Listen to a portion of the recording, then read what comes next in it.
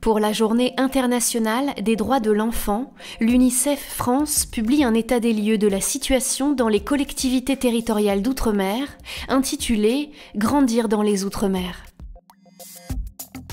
On va continuer la mission de faire en sorte que chaque enfant puisse devenir qui il a envie de devenir.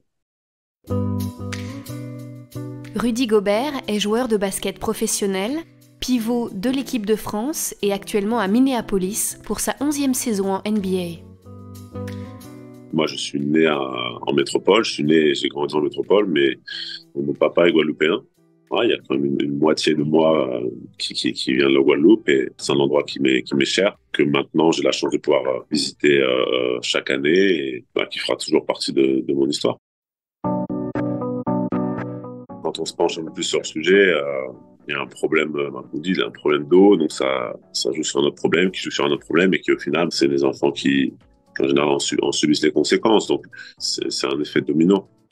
Je pense qu'il y a encore du travail pour faire en sorte que les enfants soient mis dans les meilleures conditions possibles pour avoir toutes les chances de s'élever dans cette société et de partir avec les mêmes chances que des enfants qui sont en métropole.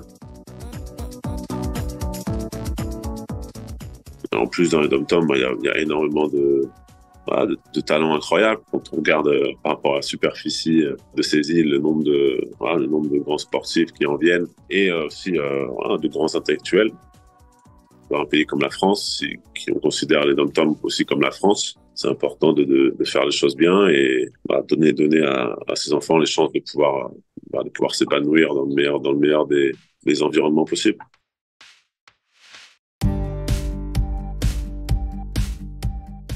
Écoutez, moi, j'ai créé ma fondation, la Rudy Skills Foundation, il y a près de 7 ans. Et mon but, c'est que chaque enfant puisse se dire, je peux être qui j'ai envie d'être dans cette vie. Et les situations sont plus ou moins graves à différents endroits. Beaucoup d'enfants n'ont pas cette chance. Ils ont déjà la chance d'avoir accès à un foyer, l'accès à la nourriture, l'accès à l'éducation.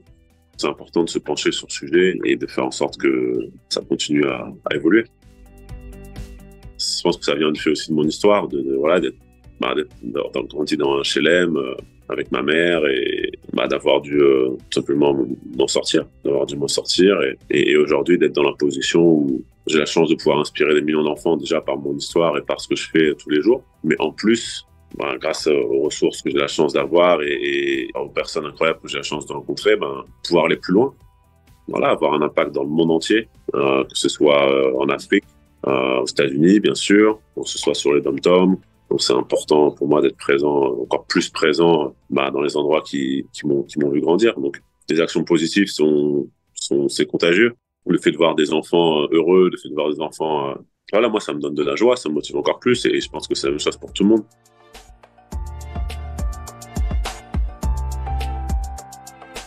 Aujourd'hui, les droits de l'enfant en France ne font pas toujours l'objet d'une application uniforme dans tous les territoires.